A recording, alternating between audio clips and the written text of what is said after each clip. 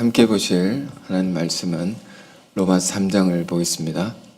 로마서 3장 9절에서 18절의 말씀입니다.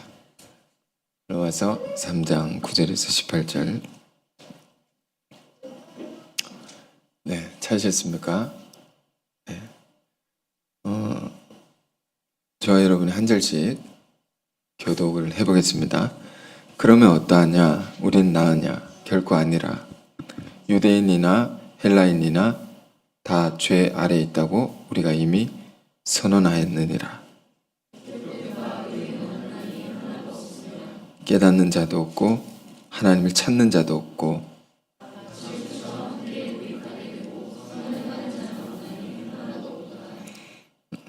그들의 목구멍은 열린 무덤이요 그 혀로는 속임을 일삼으며 그 입술에는 독사의 독이 있고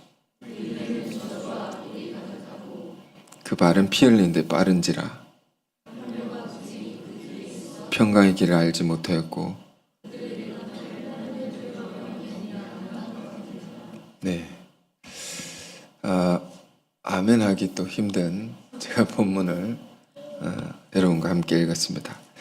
말씀의 제목은 10절에 나와 있는 의인은 없나니 하나도 없으며.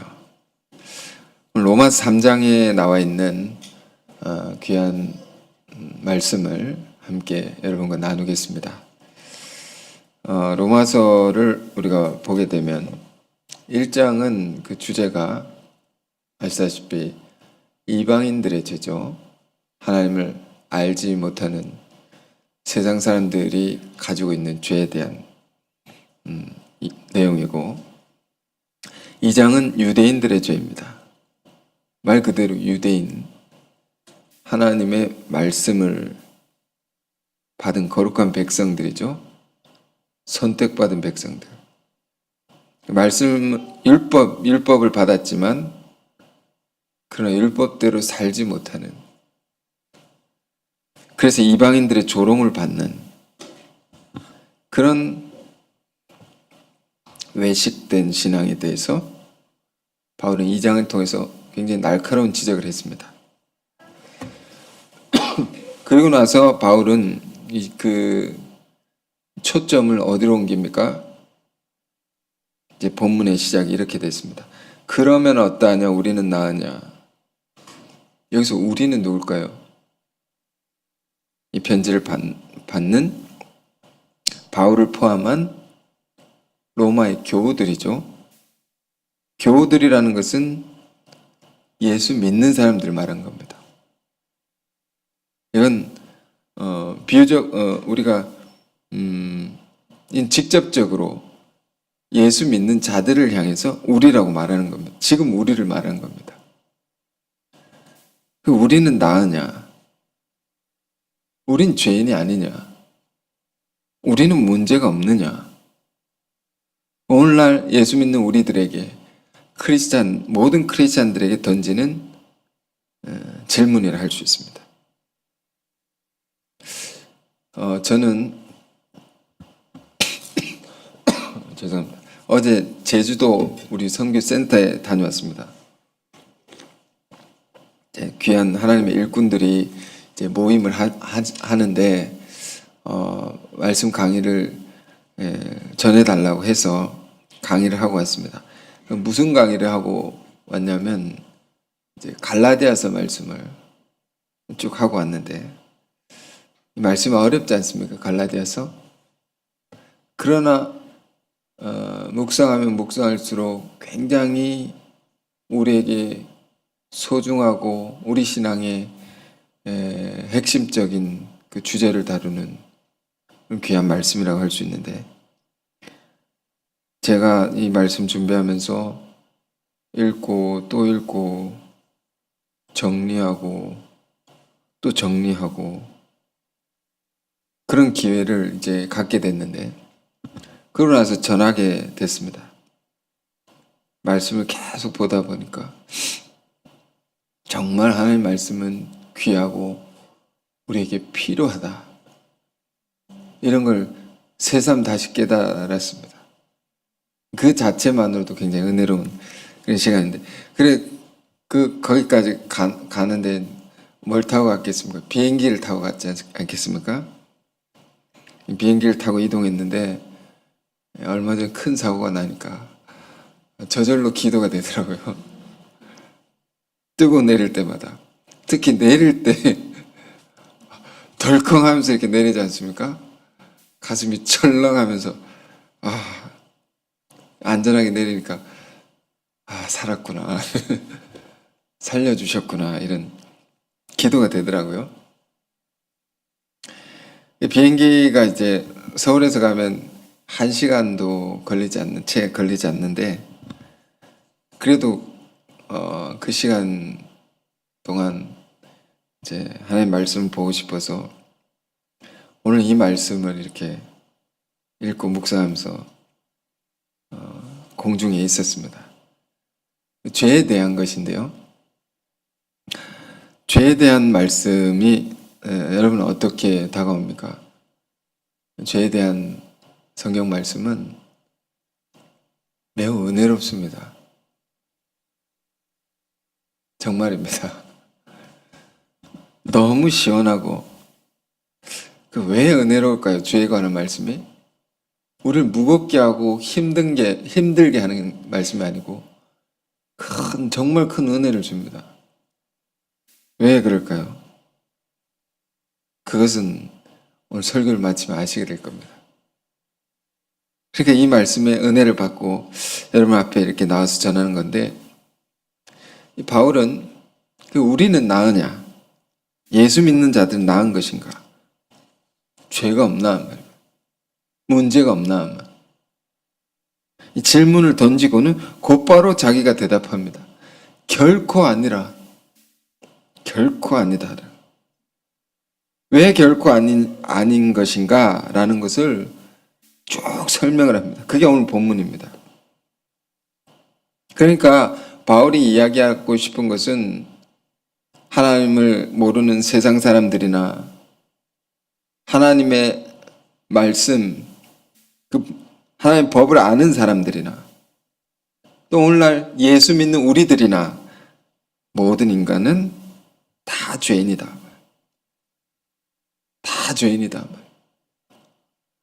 그 인간에게는 사실 희망은 없는 겁니다. 다 죄인이기 때문에. 다 죄인이라는 것을 선언하였느냐. 누가 선언했습니까? 성경이 그렇게 말하고 있다. 인간은 다 죄인이구나. 우리가 이것을 생각할 때 인간에게 실망을 안 합니다. 로마서 5장을 볼까요? 5장 12절에서 14절입니다. 5장 12절에서 14절. 자, 이런 말씀이 있습니다. 제가 읽어보겠습니다. 그러므로 한 사람은 말미암아 죄가 세상에 들어오고 죄로 말미암아 사망이 들어왔나니 이와 같이 모든 사람이 죄를 지었으므로 사망이 모든 사람에게 이르렀느니라. 자, 모든 사람에게 이르렀다.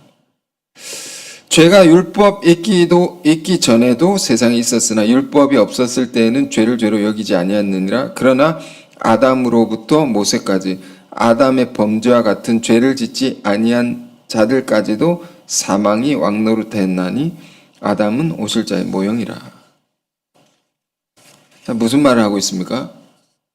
아담이 하나님 지으신 최초의 인간, 인류의 조상인 아담이 범죄함으로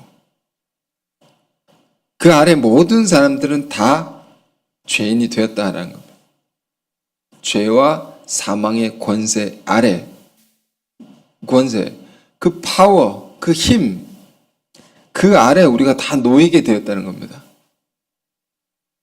그러니까 우리가 죄 짓고 살고 싶지 않은데도 죄를 짓게 되어 있는 그런 불가항력적인 힘에 의해서 우리가 살아가는 겁니다. 옛날에 왕이 나라를 지배하던 때가 있었습니다. 왕이 한 사람이죠. 그가 나라를 다 다스리는 거죠. 한 사람이. 모든 것에 영향을 미치는 거죠. 그의 말과 그의 생각부터. 한 사람의 생각부터 한 사람 그의 말과 그의 행동의 모든 것 다 온 국민, 온 백성이 영향을 받는 겁니다. 그런 것처럼 아담 한 사람으로 말미암아 우리가 죄의 지배 아래 있는 인간이 되었단 말이에요. 지배 아래 있다는 것은 결코 거기서 벗어날 수 없다는 겁니다. 스스로 어찌할 수 없는 영향을 받고 있는 것입니다. 모든 인간이 그렇다라고 말하고 있는 거죠. 여러분, 우리는 예수를 믿어서 구원을 받은 사람들입니다. 이 말씀 듣는 분들 중에 받지 않았다 생각되는 분들은 성경 공부를 하시기 바랍니다. 예수를 믿음으로 우리는 구원을 받았습니다. 로마서 3장 24절에도 나오지만 죄인인데 예수님의 피로써 그의 희생으로써 우리가 의인이 되었다. 의롭다함을 받은 것입니다.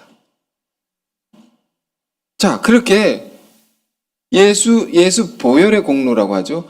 예수 보혈의 공로로 우리가 죄인인데 의롭다함을 받았습니다. 그럼 나의 죄는 어떻게 된 겁니까?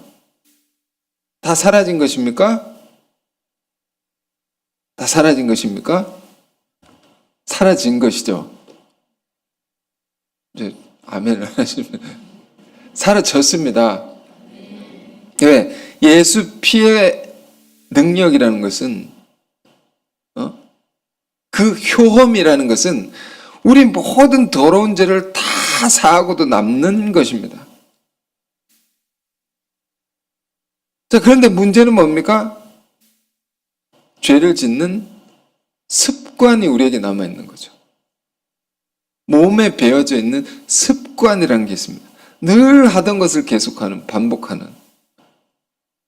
이 습관이 있어서 우리 다 사함 받았고 다 깨끗함을 받았는데 또 죄를 짓는 길로 가는 겁니다. 이 습관을 성경은 뭐라고 표현했느냐? 옷이라고 표현했습니다. 옷이라고. 옷. 그래서 연초에 요한계시록 22장 14절을 묵상을 하면서 자기 옷을, 더럽혀진 옷을 열심히 빠는 사람들은 복이 있나니 라는 말씀을 보았습니다. 자기가 죄를 짓는 습관이 있는데 그 습관을 열심히 고쳐가는 사람, 그 행실을 열심히 깨끗게 하는 자는 복이 있다 말입니다. 이게 우리 신앙의 결론이라 했습니다. 근데 그래서 받는 복이 뭐냐? 천국에 들어갈 권세를 얻는다. 그러니까 우리 신앙생활은 어떤 것입니까? 먼저는 예수님의 피로 의롭다함을 받아야 됩니다. 이 구원받는다고 하는 말이죠. 예수 믿고 구원받으세요 이 말입니다. 그 피로 의롭다함을 받아 모든 죄가 사함을 받아야 됩니다. 믿음으로, 이건 믿음으로 된다고 했습니다. 우리의 행위와 공로가 아니라. 그 이후에는 어떻게 살아가느냐? 우리 신앙생활이란 게 뭐냐면 예수 믿고 난 다음에 열심히 죄의 습관을 고쳐가는 것이 우리의 신앙생활이 그 본질인 것입니다. 여러분, 사람은 내버려 두면 결코 좋아지지 않습니다. 이걸 우리가 생각해야 됩니다. 기도하시는 장로님께서 포도나무와 가지의 비유의 그 말씀을 읽어주셨는데, 가지가 살아있으려면 포도나무에 붙어 있어야 되죠. 그 떨어진 상태로 내버려 두면 메말라가지고 죽어버리는 겁니다. 사람은 죄 습관이라는 게 있기 때문에 그 습관은 자꾸 하나님을 마음에 두기 싫어하는 겁니다. 자꾸 떨어지는 겁니다. 분리되는 겁니다. 하나님. 우리 생명의 본체이신 하나님, 생명의 근원이신 하나님, 그분께 붙어 있을 때 우리가 살아 있을 수 있는데 자꾸 떨어진단 말이에요. 우리의 죄 습관은. 그렇기 때문에 내버려 두면 점점점 나빠집니다. 내버려 두면 그대로 있을 것 같지만 그렇지 않습니다. 점점점 나빠지는 것입니다. 습관이 글로 가기 때문에. 그래서 우리 신앙생활인가 무엇입니까? 적극적으로 선을 행하려고 해야 됩니다. 능동적으로 의를 쫓아 살려고 해야 됩니다. 물론 이조차도 할 수 없을 만큼 우리가 이제 믿음과 우리의 힘이, 영적인 힘이 다 고갈될 때도 있지만, 그렇지만, 그러니까 우리가 은혜를 구해야 되죠. 은혜를 받아야 된다. 쉬운 말을 하는 겁니다.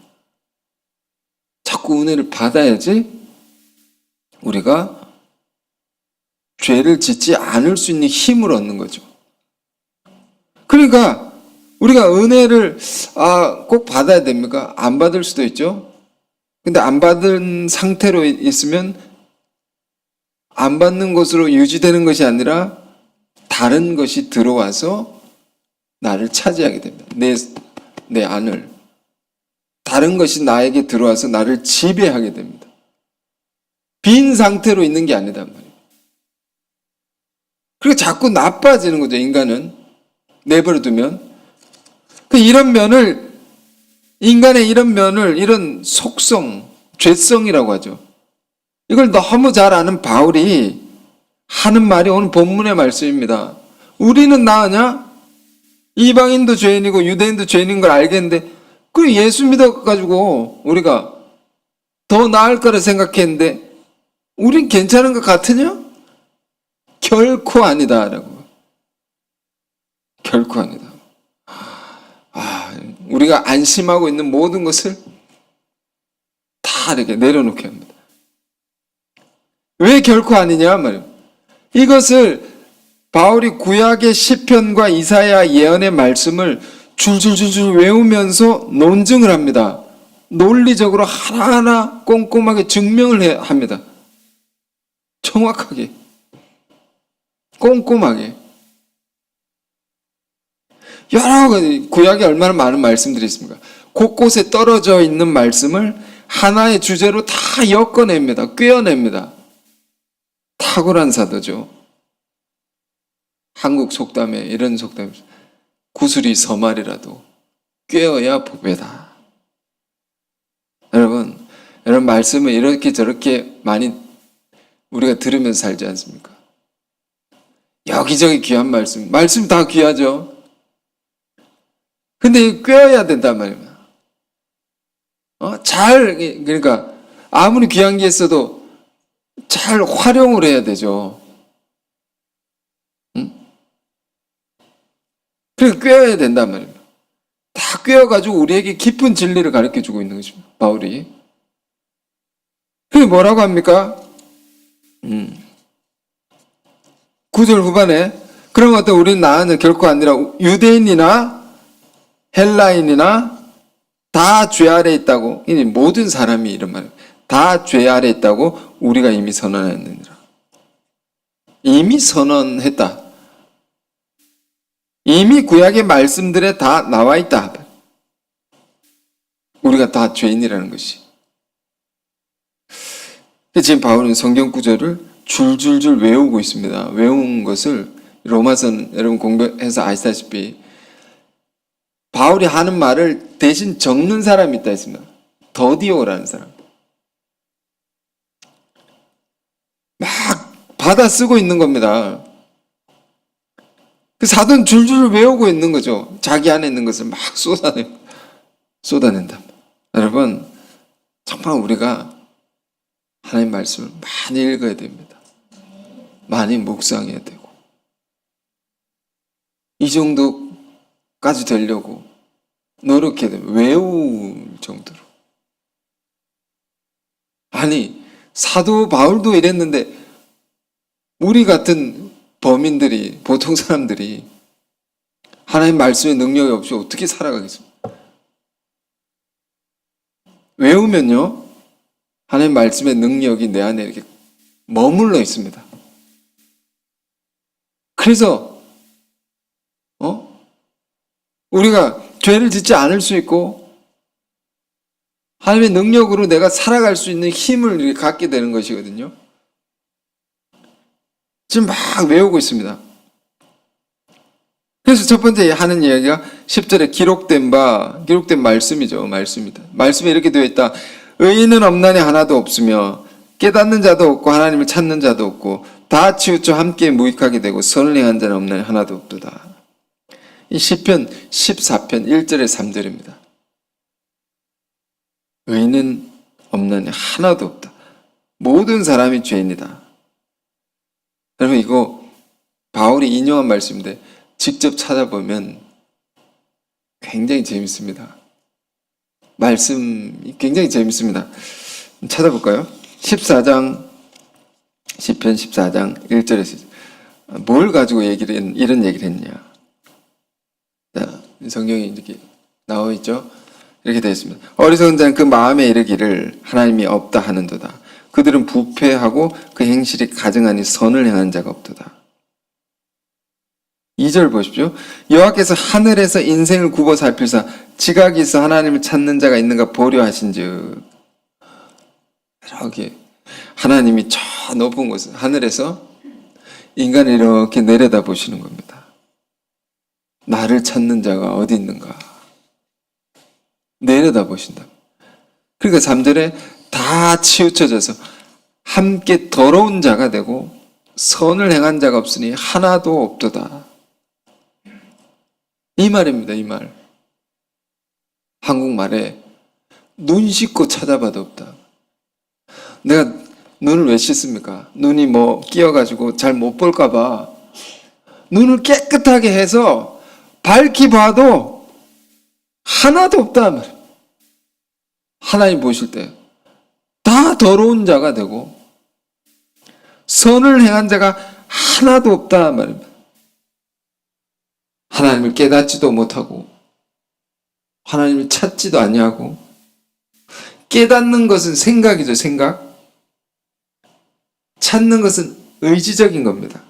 찾는 것. 제가 이 말씀을 읽으면서 저 자신을 생각해 봤습니다. 나는 하루를 살면서 얼마나 하나님을 찾고 있는가? 얼마나 생각하고 내가 사는가? 인식하고 사는가? 인정하고 사는가? 하나님을.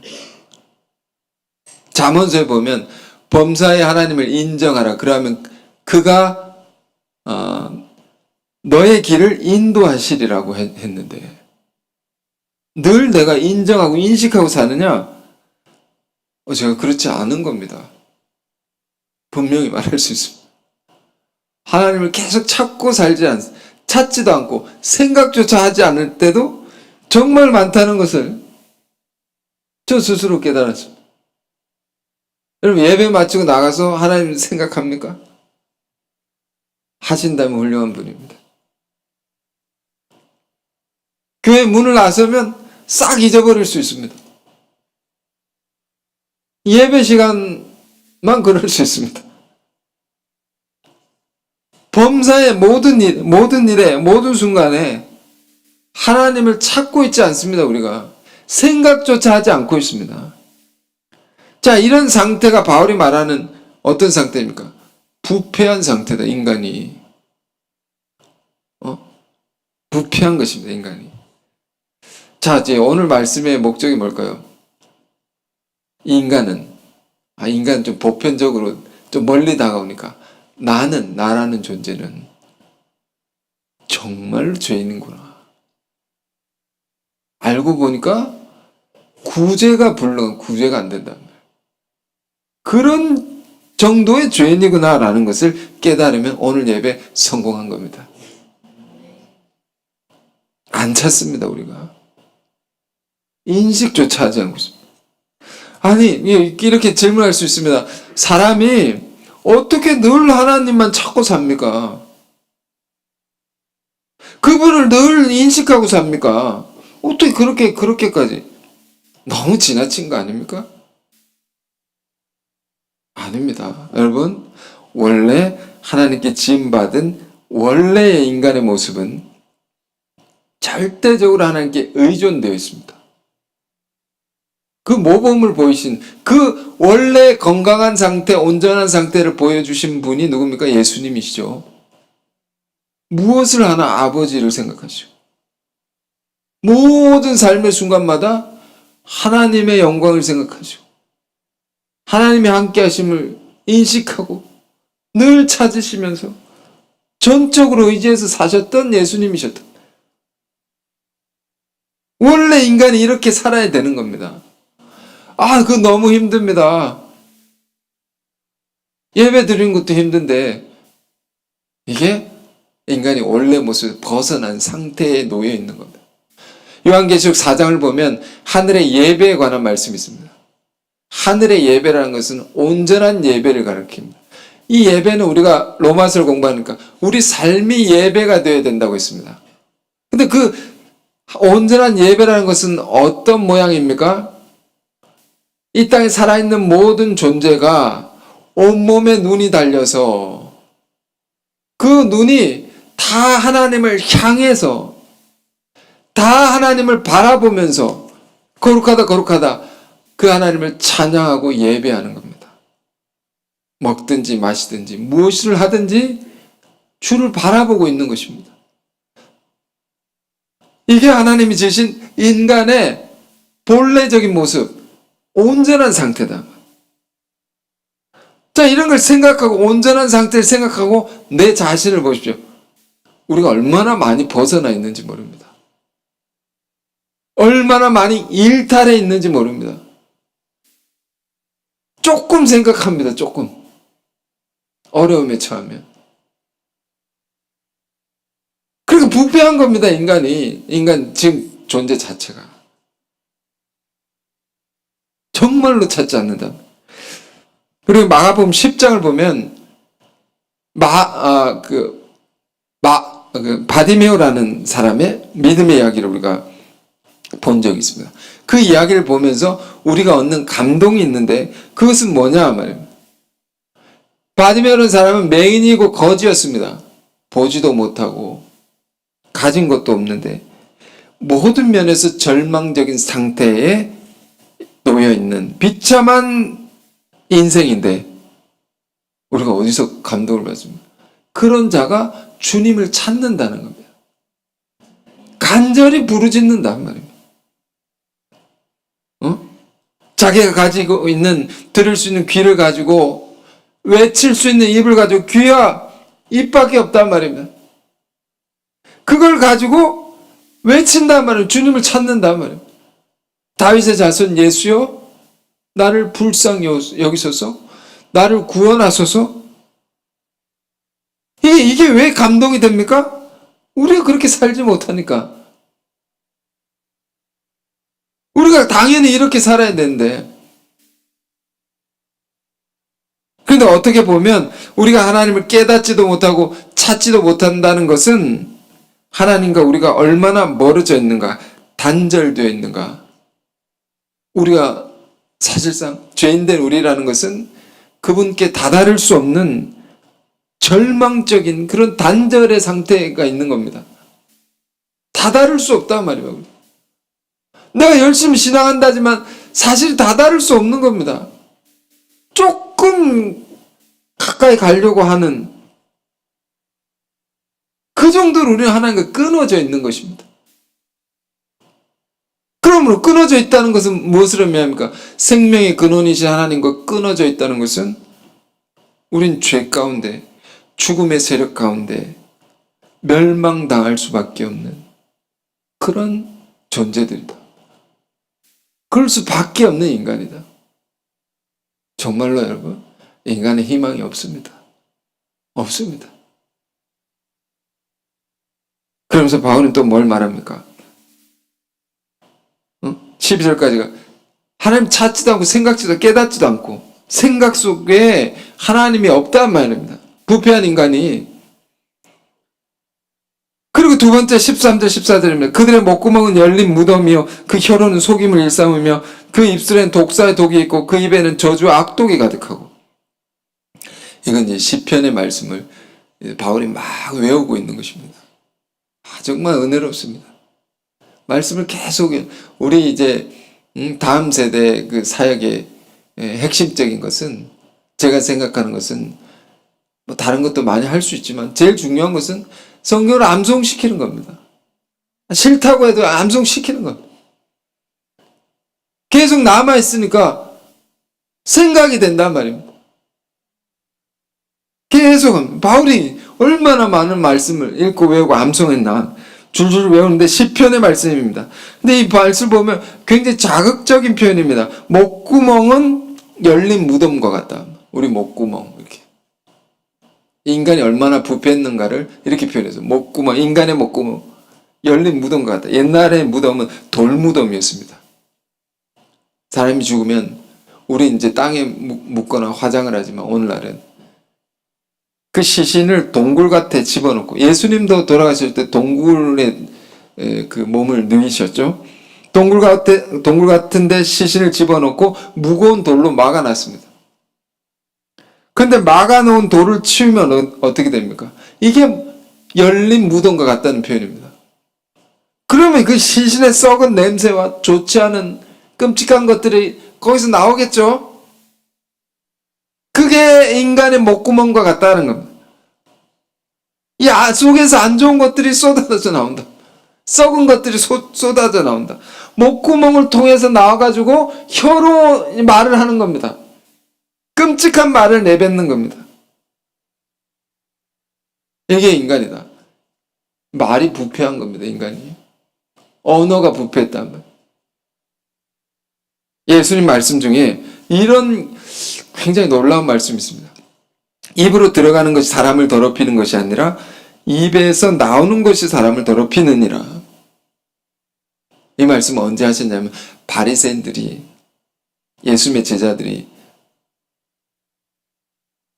제자들이 철이 없었는지 모르겠지만, 뭐 음식을 먹는데 너무 배고파서 그랬는지 모르겠지만 손도 안 씻고 막 이렇게 집어 먹었던 것 같습니다. 그러니까 바리새인들이 볼 때, 저 이방인들이라 하는 더러운 짓을 저렇게, 음식을 왜 저렇게 먹냐 하면, 막 비난을 하니까 예수님이 하신 말씀, 입으로 들어가는 게 사람 더럽힌 게 아니고 당신들 말이야. 당신들 입에서 나오는 것이 더 더러운 거다 말. 자, 우리의 부패한 마음과 생각 속에, 부패한 생각 속에 나오는 이 말들이란 것이 끔찍한 말이 나올 때가 많단 말이에요. 여러분, 우리가 말로 실수를 얼마나 많이 합니까? 저도 마찬가지입니다. 실수를 많이 해요. 말로 상처를 줄 때가 얼마나 많습니까? 사람들에게. 되게, 난 상처 준다고 생각 안 했다고 하지만, 이 전달하는 과정에서, 이런 거 정말, 여러분, 사단의 역사가 항상 여기서 일어납니다. 중보의 문제, 전달되면서, 전달될 때요, 전달한 자가 마음이 좋지 못하면 거기서 나온 말들이 좋지 못한 것을 쏟아냅니다. 왜곡하게 하고, 미워하게 만들고, 오해하게 만들고, 이런 것이 우리 안에 얼마나 많습니까? 야고보 3장에 보니까 우리가 말에 실수가 많으니, 야고보 3장은 정직하게 말했습니다.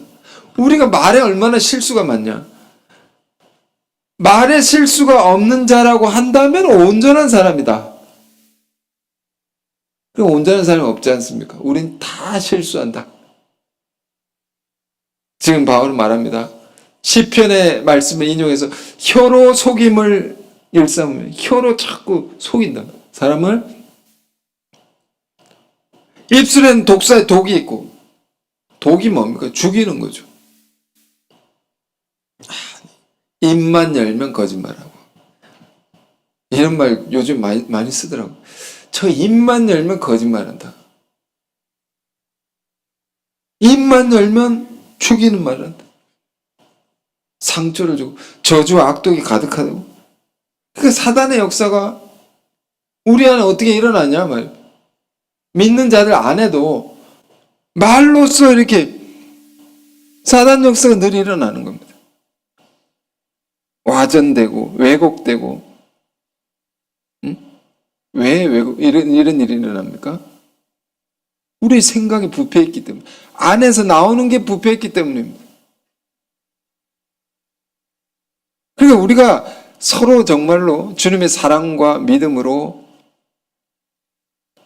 하나가 되어 있으면요, 관계가요, 무슨 말을 해도 오해하지 않습니다. 무슨 말을 해도 상처받지 않습니다.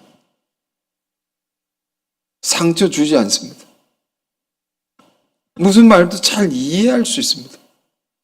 사랑과 믿음으로 하나가 되어 있으면요. 그런데 우리가 그렇지 않죠. 생각과 자꾸 이렇게 잘못된 것을 가지고 있단 말이에요. 우리 속에.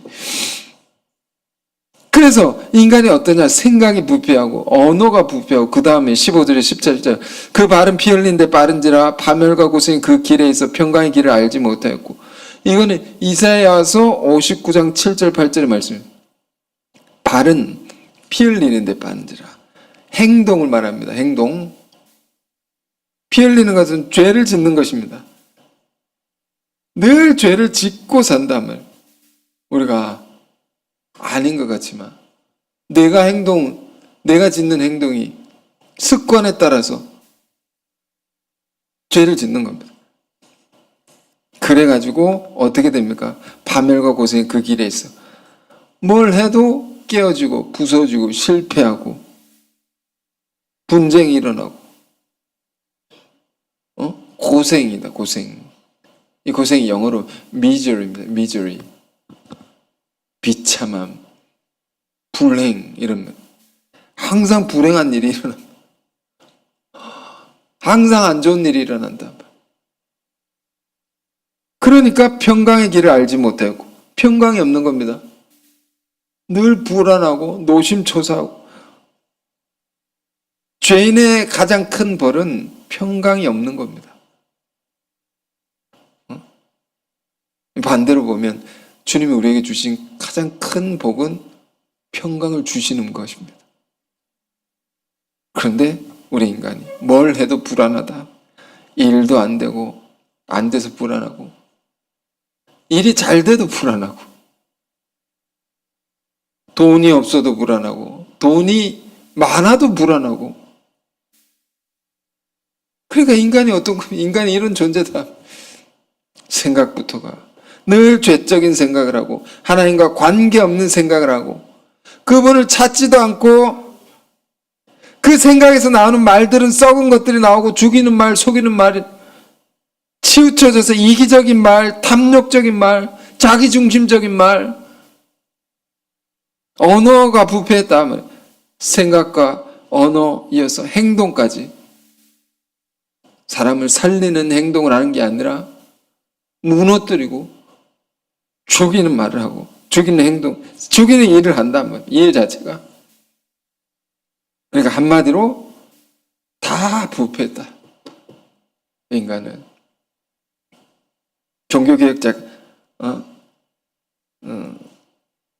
종교개혁자들의 주장이 정말 맞는 겁니다.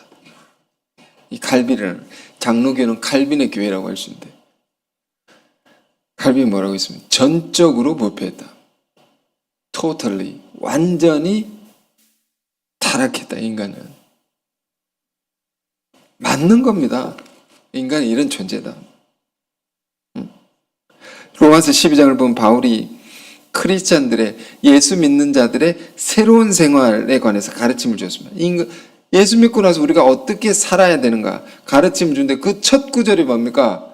12장 1절에 형제들아 쭉 얘기를 하면서, 너희 몸을 하나님이 기뻐하시는 거룩한 산 제물로 드리라. 이는 너희가 드릴 영적 예배니라. 우리의 몸 자체가 하나님이 받으실 수 있는 거룩한 살아있는 제물이 되어야 된다. 우리 몸 자체가. 그러니까 이거는 우리 삶에 관한 것이라 했습니다. 몸으로 우리가 살아가는 거니까. 우리 삶의 모든 것이 하나님이 기뻐 받을 수 있는 그런 제물이 되어야 된다.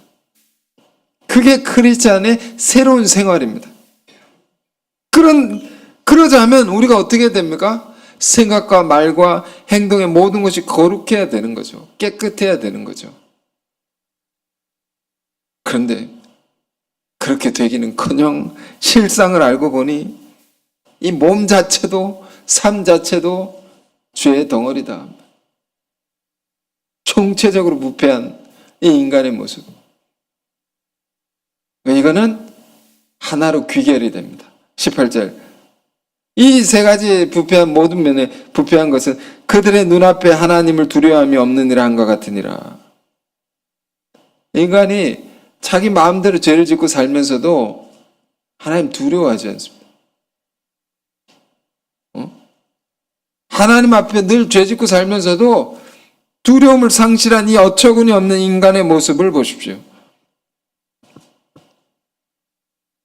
우리가요, 정말로 하나님을 두려워하면 함부로 죄를 짓지 않습니다. 함부로 죄를 짓지 않습니다. 그런데 안 그렇지 않습니까? 우리가 또 짓고 또 짓고. 그럼 왜 우리가 오늘 자꾸 죄를 얘기하고 이 인간은 부패했다 하고 왜 구제가 불능하다고 하고 왜 이런 얘기를 제가 계속하고 있습니까? 바울이 왜 이런 얘기를 할까요? 우리가 우리 죄를 뼈저리게 깨달을 때 주님의 은혜가 얼마나 소중한지 알게 됩니다. 어제 갈라디아서 강의를 할 때 이런 내용이 있었습니다. 갈라디아서 보면 이런 말씀인데요. 율법이라는 것인데 하나님의 말씀이죠. 하나님의 말씀, 법이라는 것은 몽학선생, 이 세번역에는 초등교사라고 있습니다. 그 몽학선생에 대해서 우리를 그리스도께로 인도해 준다라고 있습니다. 옛날에 양반집 자녀를 서당에 학교에 보낼 때 서당까지 데려다 주는 머슴이 있었습니다. 도련님을 서당까지 데려다 줍니다. 어리니까. 데려다 주는 머슴과 같다. 데려다 주는데 가르쳐 주는 못합니다. 데려다 주기만 한다. 바울은 율법이 그런 것과 같다고 말했습니다. 왜 그렇습니까? 율법은 우리가 얼마나 죄인인지 깨닫게 합니다. 죄로부터 구원해 주지는 못합니다. 그런데 깨닫게 해주는 것이 이게 얼마나 소중하고 중요한 기능이냐. 너무 우리가 죄인이라는 걸 깨달을 때 은혜를 더 갈망하게 합니다. 예수를 더 간절히 찾게 만든단 말입니다. 그래서 본문에 이렇게 이어집니다. 본문의 말씀은 19절. 우리가 알거니와 물은 율법이 말하는 바는 율법 아래 있는 자들에게 말하는 것이니 이는 모든 입을 막고 온 세상으로 하나님의 심판 아래 있게 하려 함이라. 모든 입을 막고. 요즘 사람들 이런 말 많이 쓰더라고요. 뭐 입을 막는다. 할 말을 못하게 한다고. 이 본문에서는 누가 할 말을 못하게 합니까? 뭐가 할 말을 못하게 합니까? 율법이 그렇다. 왜? 뭐 하면 네가 이 문제가 있어. 네가 이 말씀대로 못 살아. 이거를 말씀이 우리에게 말해주니까 나는 입을 닫고 있어야 됩니다. 변명의 여지가 없이 우리는 철저한 죄인이란 것을 깨닫게 해주니까요. 변명할 수 없단 말입니다. 그래서 잘못한 사람에게 네가 이거 잘못했어. 저거 잘못했어. 자꾸 지적하면 어떻게 됩니까? 그 듣는 사람은 입을 닫아버립니다. 말문이 막힌단 말이에요. 그게 율법이단 말이에요. 그러므로 20절 율법의 행위로 그의 앞에 의롭다 하심을 얻을 육체가 없나니 율법은 죄를 깨달음이라. 하나님의 말씀을 우리가 그랬습니다. 잘 알고 많이 알았지 않습니까? 많이 알고 또 알기만 해서는 안 된다는 것을 또 우리가 알기 때문에 또 노력을 합니다. 열심히 살아보려고 말씀대로. 그런데 그걸로도 우리가 의롭다함을 얻을 수 없다. 행위로도. 왜? 우리 말씀대로 다 못 살지 않습니까? 못 삽니다, 우리가. 늘 말씀을 깨고 삽니다. 들어도 깨고 삽니다. 안 들으면 더 깨겠죠. 우리는 아무리 노력해도 안 됩니다. 이게 죄인된 인간 안에 있는 절망입니다, 절망. 아, 노력해도 안 되는구나. 포기하자. 그런 말을 하는 게 아닙니다. 이 정도로 우리가 부패했다면, 노력해도 또 죄를 짓는다면, 애를 써도 또 죄를 짓는다면, 애를 쓸수록 안 되는 것을 더 깨닫게 된다면, 절망만 깊어지는 겁니다. 그런데 이런 절망은 좋은 절망입니다. 이 말이 이상하지만, 이런 절망은 우리가 가져야 됩니다. 안 되는구나. 그래서 뭐가 필요합니까? 누가 필요합니까? 예수님이 필요하다. 자꾸 예수를 바라보라고 하는 겁니다. 절실히 필요한 것입니다, 우리가. 너무도 필요한 겁니다. 예수님의 은혜가 필요합니다. 제가 갈라디아서 한참 강의를 하고 와서 이 은혜가 좀 있습니다. 갈라디아서 우리가 볼 때 갈라디아서 6장까지 나와 있는데 키워드가 뭐냐? 예수와 성령입니다. 이게 왜 키워드죠? 예수를 통해서 의롭다함을 받고 죄인인 우리가 그의 피로써 우리가 의롭다함을 받고 받은 이후에 어떻게 됩니까? 또 죄를 짓는데 그래서 필요한 것이 성령이다. 성령 위로부터 주시는 은혜를 말하는 겁니다. 예수 믿고 나서 성령을 구하고 성령의 은혜에 힘입어 우린 살아가야 된다 말이에요. 그래야 살아갈 수가 있는 겁니다. 그래야 하나님 뜻대로 우리가 살 수가 있다. 성령을 구하지 않고 그에 힘입지 않고 우리는 철저하게 부패하고 실패하고 절망한다. 그래서 바울이 얘기하는 것은, 하고 싶은 것은 성령을 쫓아 행하라. 성령을 의지하라. 이것밖에 없다.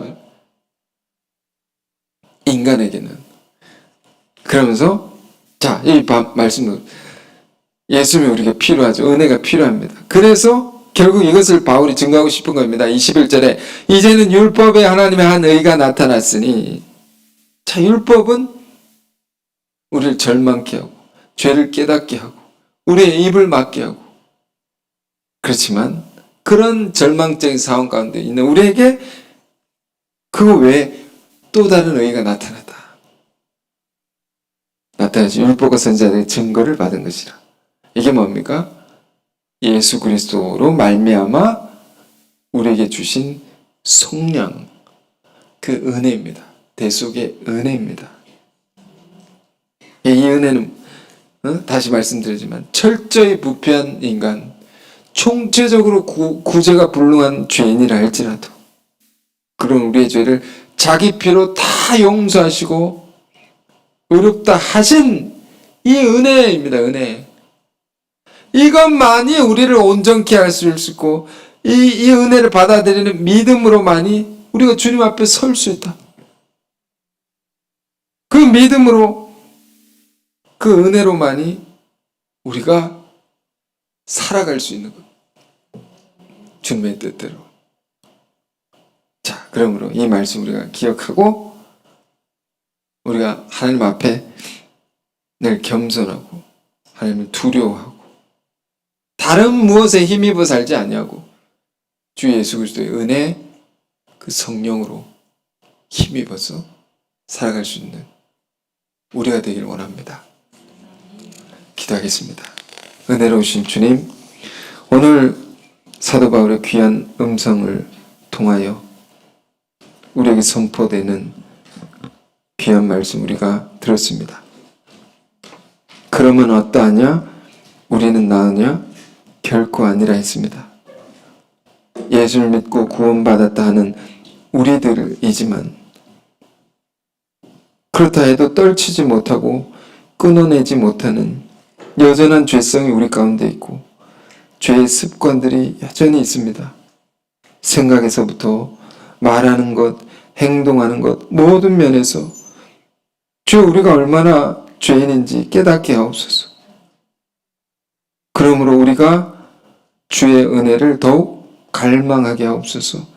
주의 얼굴을 날마다 간절히 구하게 하옵소서. 율법은 죄를 깨닫게 한다 했습니다.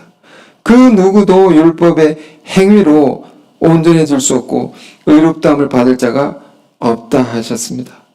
오직 주 예수 그리스도의 은혜로만이, 그 은혜를 믿는 믿음으로만이, 그 성령으로만이 우리가 자유할 수 있고 주님 앞에 설 수 있고 주의 뜻대로 살아갈 수 있는 것임을 우리가 다시금 기억하게 하시고 말씀대로 성령에 의지하여 살아가는 우리가 되게 하여 주옵소서.